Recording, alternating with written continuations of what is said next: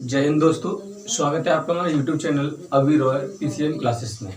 आज हम पढ़ेंगे कि हीरा क्यों चमकता है। पिछली क्लास में हमने पढ़ा था कि पूर्ण आंतरिक परावर्तन होता क्या है, और इस क्लास में हम पढ़ेंगे कि हीरा चमकता क्यों। पूर्ण आंतरिक परावर्तन का मतलब होता है कि संपूर्ण प्रकाश सघन माध्यम से लौट जाए, यानी कि विरल माध्यम में न जाकर सघन माध्यम में लौट जाए। ये होता है पूर्ण आंतरिक परावर्तन। पूर्ण आंतरिक परावर्तन के कारण ही कोई वस्तु चमकीली दिखाई देती है। हीरा जो होता है, इसका जो क्रांतिक कोण होता है वो कितना होता है, और इसका जो अपवर्तनांक जो होता है वो कितना होता है, डिपेंड करता है। यदि अपवर्तनांक ज़्यादा होगा तो हीरा मतलब कोई भी वस्तु है वो ज़्यादा चमकेगी। यानी कि हमने बताया था कि चमकना प्रोपोर्शनल होता है अपवर्तनांक, यानी कि जो चमक होती है वो प्रोपोर्शनल होती है अपवर्तनांक के। यानी कि अपवर्तनांक ज़्यादा होगा तो मतलब वस्तु क्या होगी, ज़्यादा चमकेगी। आपने देखा होगा हीरा जो है ज़्यादा लाइट देता है, यानी कि बहुत ही चमकदार दिखाई देता है। तो जो हीरा होता है वो इसलिए चमकता है, यानी कि जब इसे कारीगर काटता है, यानी कि इसको इस प्रकार से काटता है कि जो इसके सतह पर पड़ने वाला प्रकाश, यानी कि इसकी सतह से जब प्रकाश आपतित होता है, क्या होता है, आपतित होता है, तो जो उसका आपतन कोण होता है, क्या होता है, आपतन कोण होता है वो क्रांतिक कोण से अधिक होता है। यानी क्या होता है, क्रांतिक कोण से अधिक होता है, जिस कारण से प्रकाश का पूर्ण आंतरिक परावर्तन होता रहता है, यानी कि पूर्ण आंतरिक परावर्तन होता रहता है। और जब यदि आपतन कोण जो होता है वो क्रांतिक कोण से कम हो जाता है, उस वक्त प्रकाश क्या होता है, उससे बाहर निकल जाता है। यानी कि प्रकाश हीरा वहां से चमकता दिखाई देता है, यहाँ से प्रकाश की किरण निकलती हैं। ये नहीं कि प्रकाश जिस पर पड़ता है उस पूरा चमकता दिखाई देगा, नहीं, जहाँ से प्रकाश की किरण निकलेगी वहाँ क्या होगा, चमकीला दिखाई देगा, क्योंकि उसका पूरा आंतरिक परावर्तन होकर के वो निकलता है। अब एक बात बता दें आपको, जो हीरा चमकता है, हीरा को चमकने का कारण है उसका अपवर्तनांक और उसका क्रांतिक कोण। यानी कि क्या होता है, अपवर्तनांक और क्रांतिक कोण। तो इसका जो अपवर्तनांक होता है वो होता है 2.4। कितना होता है, 2.4 होता है। और इसका जो क्रांतिक कोण होता है वो होता है 24 डिग्री। कितना होता है, 24 डिग्री होता है। तो हीरा के चमकने का खाली उद्देश्य होता है कि उसका जो अपवर्तनांक कितना होता है, मतलब डिपेंड जो करता है हीरा का चमकना वो करता है अपवर्तनांक और क्रांतिक कोण। किस पर करता है, अपवर्तनांक और क्रांतिक कोण पर इसका डिपेंड करता है। यानी कि क्रांतिक कोण ना होगा तो पूर्ण आंतरिक परावर्तन नहीं हो सकता। यानी कि अपवर्तनांक कम होगा तो क्या होगा, हीरा भी हमें कम चमकता दिखाई देगा। अब हीरा यूँ नहीं कि हीरा को मतलब सब लग से चमकता है, वो चारों तरफ से प्रकाश छोड़ता है, नहीं। मान लो ये क्या है, हीरा है, ठीक, ये हीरा है, मान लेते हैं ये हीरा है, तो प्रकाश यहाँ पड़ रहा है तो यहाँ चमकदार नहीं दिखाई देगा। जहाँ से निकलेगा, यहाँ से प्रकाश क्या है निकलेगा, वहाँ से हीरा क्या होगा, हमें चमकदार दिखाई देगा। तब कहते हैं ना कि हीरा बहुत ही चमक रहा है। जहाँ से प्रकाश की किरण पड़ती है वहाँ चमकदार नहीं दिखाई देता, यानी कि प्रकाश की किरण उसमें इंटर कर रही है, मतलब प्रवेश कर रही है, पर तो जहाँ से निकलती है उसका पूरा आंतरिक परावर्तन होकर के निकलता है, ठीक है। तो वहाँ पे क्या होता है, प्रकाश जो होता है वही चमकीला दिखाई देता है, यानी कि वाई उसी जगह हीरा हमें ज़्यादा चमकदार दिखाई देता है। तो ये जितनी फलक होती हैं वो हर जगह से प्रकाश प्रवेश करता है, परंतु जहाँ से निकलता है एक साइड से हमें हीरा क्या होता है, चमकीला दिखाई देता है। आप एक साइड से तो देख सकते हैं, चारों तरफ से तो नहीं देख सकते, ठीक है नहीं। तो जिस तरफ से प्रकाश प्रवेश करता है उस तरफ से हीरा चमकदार नहीं दिखाई देता है, यानी कि प्रकाश जहाँ से निकलता है वहाँ से हमें हीरा चमकदार दिखाई देता है। तो हीरा के चमकने का कारण है अपवर्तनांक और उसका क्रांतिक कोण, कह सकते हैं। तो पूर्ण आंतरिक परावर्तन भी उसमें सहायक होता है, यानी कि पूर्ण आंतरिक परावर्तन नहीं होगा तो हीरा चमकेगा ही नहीं। तो इसका जो अपवर्तनांक होता है वो हम यहाँ पे लिख देते हैं। बात करते हैं हीरे के अपवर्तनांक की, तो अपवर्तनांक को हम n से प्रदर्शित करते हैं, यानी कि हम बता सकते हैं कि जो n होता है, इसका जो n होता है वो होता है हमारा 2.4। यहाँ पर 2 और होता है, यानी कि 42 होता है, यानी क्या होता है, 42 होता है 2.4। यानी कि इसका जो अपवर्तनांक होता है सीधे कह सकते हैं कि 2.4 होता है, यानी कि 2.42, यानी कि ये तो पूरी वैल्यू एक्यूरेट वैल्यू है, ठीक है ना इसकी। परंतु हम इसको लेंगे तो क्या करेंगे, 2.4, कभी कभी 2.4 भी दे देता है, ठीक है। तो जो इसका अपवर्तनांक होता है वो होता है 2.4। कितना होता है, 2.4 होता है। और इसका जो क्रांतिक कोण की बात करें, क्रांतिक कोण जो होता है इसका, क्रांतिक कोण को हम किससे दर्शाते हैं? सी से दर्शाते हैं, यानी क्रिटिकल एंगल, ठीक है नहीं, इसे सी से दर्शाते हैं। इसका जो क्रांतिक कोण होता है वो होता है हमारा कितना होता है? 24 डिग्री। कितना होता है? 24 डिग्री, यानी कि इसकी एक्यूरेट वैल्यू होती है 24.41 डिग्री, इतना होता है। यानी कि इसका जो क्रांतिक कोण होता है वो होता है इतना, और इसका अपवर्तनांक होता है वो होता है इतना, यानी कि 2.4, और इसका क्रांतिक कोण कितना होगा? मतलब 24.41 डिग्री, यानी कि ये दिखाई दे रहा है आपको 24 डिग्री कह सकते हैं। इसे हम क्या कह सकते हैं? कहीं कहीं 24 डिग्री भी दे देता है। क्या कह देता है? 24 डिग्री। और यहाँ पर ये कभी कभी क्या दे देता है? 2.4 इसका अपवर्तनांक, ठीक है नहीं, कंफ्यूज नहीं होना है। यदि ये वैल्यू दी होगी तो हम इस पर टिक मारेंगे, ठीक है नहीं, और यदि ये दोनों वैल्यू है तो इसमें एक्यूरेट वैल्यू पर टिक मारना है, ठीक है नहीं। और ये क्रांतिक कोण यदि ये वाला दिया है और ये वाला दिया तो हमें एक्यूरेट वैल्यू पर टिक मारना है, यदि ये नहीं दिया है, यदि ये दिया तो इस पर टिक मारना है, ठीक है। तो जो हीरा का जो चमकना होता है वो इन पे ही डिपेंड करता है, यानी कि इसका अपवर्तनांक एक तो ज्यादा होता है, और इसका क्रांतिक कोण जो होता है वो होता है 24.41 डिग्री। यहाँ पे अब आपको बताते हैं कि जो हीरा है वो चमकता क्यों है, और यहाँ पे हम प्रूव करके दिखाते हैं, किरण से बताएंगे कि हीरा कैसे कैसे हीरे में किरण प्रवेश करती है और किस प्रकार से हमें हीरा चमकीला दिखाई देता है। हमने बताया था आपको कि जिस प्रकार से प्रवेश करती है किरण, उस तरफ से हमें हीरा बिल्कुल चमकीला दिखाई नहीं देता है, यानी कि जहाँ से निकलता है प्रकाश वहां से हमें चमकीला दिखाई देता है। क्या कहता है? चमकीला दिखाई देता है, ठीक। अब बात करते हैं, हम इसका फिगर बनाते हैं हीरे का, फिर आपको हम समझाते हैं, ठीक है। अब समझते हैं कि किरण आरेख से अब देखते हैं इसमें कि हीरे में जो प्रवेश करती है किरण वो कैसे हमें चमकीला दिखाई देता है, और इसका रीजन क्या है, यानी किरण इसमें पड़ती है तो हमें चमकीला दिखाई क्यों देता है। तो इसके जो और पास का जो एरिया है, इसका जो और पास का जो एरिया उसे कहते हैं विरल माध्यम, यानी कि हम कह सकते हैं ये वाला माध्यम जो है वो कैसा है? विरल। ये कैसा है? विरल। ये विरल माध्यम है, ठीक है नहीं, परंतु जो हीरा है वो कैसा? हमारा एक सघन माध्यम है, ठीक है नहीं। अब जब प्रकाशीय किरण यहाँ से प्रवेश करेगी, यानी कि यहाँ से कोई प्रकाशीय किरण आएगी, देख सकते हैं आप, यहाँ से कोई प्रकाशीय किरण आएगी तो हम इसका जो अविलंब होगा वो अविलंब कैसा होगा? यहाँ से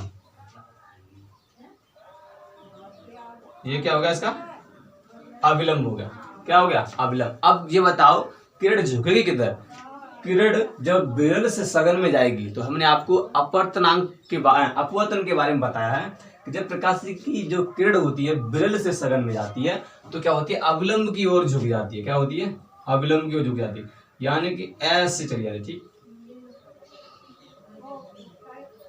ऐसे चली जाती है, यानी कि ये किरण यूं करके ना जा करके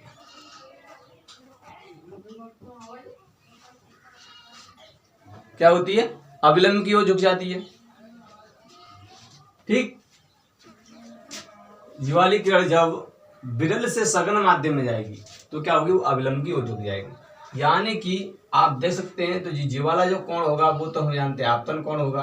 क्या होगा? आपतन कोण। और जो जे वाला कोण होगा जी कौन सा होगा? परावर्तन कोण। अपवर्तन कोण कौन सा होगा? अपवर्तन कोण। अविलंब की ओर झुक करके यहाँ पर इस तल से टकराई, माने यानी कि ये वाला सतह है इससे टकराई, अब यहां से ये इधर को जाएगी, ठीक। आप समझ रहे हैं ना कि प्रकाश की किरण कैसे कैसे आई और कहां से। अब देखो ये वाला जो एरिया है, अब जब इसमें अविलंब देखते हैं, इसमें जो अविलंब लेंगे हम, इसमें जो अविलंब लेंगे वो अविलंब कैसा होगा? यानी कि आप देख सकते हैं इसका अविलंब यहां से होगा। अविलंब कहाँ होगा? यही तो होगा, यानी कि प्रकाश की किरण आई और इसका पूर्ण आंतरिक परावर्तन हो गया, यानी क्या होगा? देखो पूर्ण आंतरिक परावर्तन हो गया। क्या हो गया? यानी कि जो इसका आपतन कोण है, आपतन कोण, यानी कि इसमें जो क्रांतिक कोण कहाँ है? क्रांतिक कोण की बात करें इसका, ये क्या है? इसका अविलंब है। क्या है? अविलंब है। अब बात आती है कि जो अविलंब से जो कोण जी वाला कोण बनना है, ये कौन सा? आपतन कोण है। ये यहाँ से लेकर के ये क्या है? आपतन कोण। ये वाला कौन सा कोण है? आपतन कोण है। इसे हम आई से दर्शाएंगे, यानी आपतन कोण ज्यादा होता है, इसे आपतन कोण है। कौन सा है ये? आपतन कोण, ठीक। आप समझ सकते हैं इस अविलंब से जो वाली किरण है, आपतित किरण, इसके बीच बना कोण आपतन कोण होता है। अब हम आपको बताते हैं पूर्णांतरिक परावर्तन होता क्यों? पूर्णांतरिक परावर्तन तभी होता है जब क्रांतिक कोण से अधिक होता है, यानी कि यहाँ पर इसका क्रांतिक कोण होगा। क्या होगा? इसका जो यहाँ पर जो कोण होगा वो क्रांतिक कोण होगा। तो जो जे वाला कोण होगा ये क्रांतिक कोण है। इस अवलंब से इसे बात करें तो ये क्या है, इसका क्रांतिक कोण IC, यानी कि क्या है, क्रांतिक कोण है। और क्रांतिक कोण से अधिक है इसलिए तो इसका पूर्णांतरिक परावर्तन हुआ, यानी कि सघन से सघन में ही इसका पूर्णांतरिक परावर्तन हुआ, यानी प्रकाश की सघन से आई सघन में ही जा रही है। ठीक है नहीं। अब यहां से देखेंगे इसका, अब इसका वो बनाएंगे, जब इसका अविलंब खींचेंगे तो इसका अविलंब कहां से आएगा, यहां से। ठीक, आप फिर देख सकते हैं अब यहां से प्रकाश की कट जाएगी तो यहां से टकरा करके कहां, यूं करके जाएगी।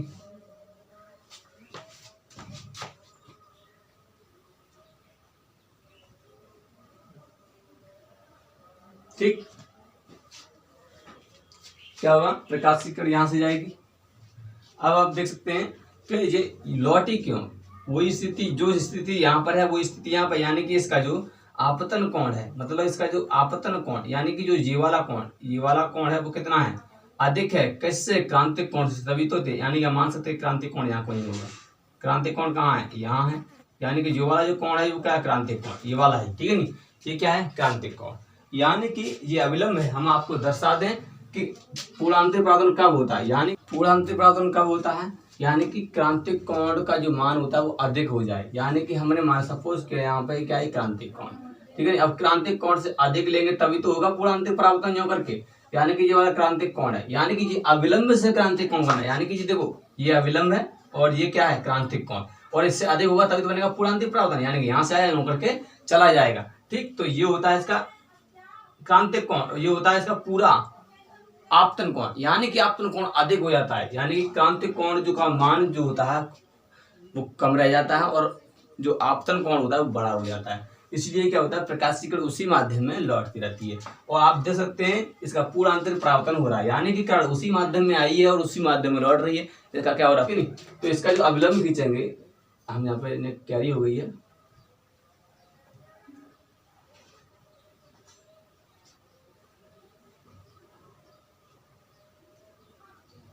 ठीक।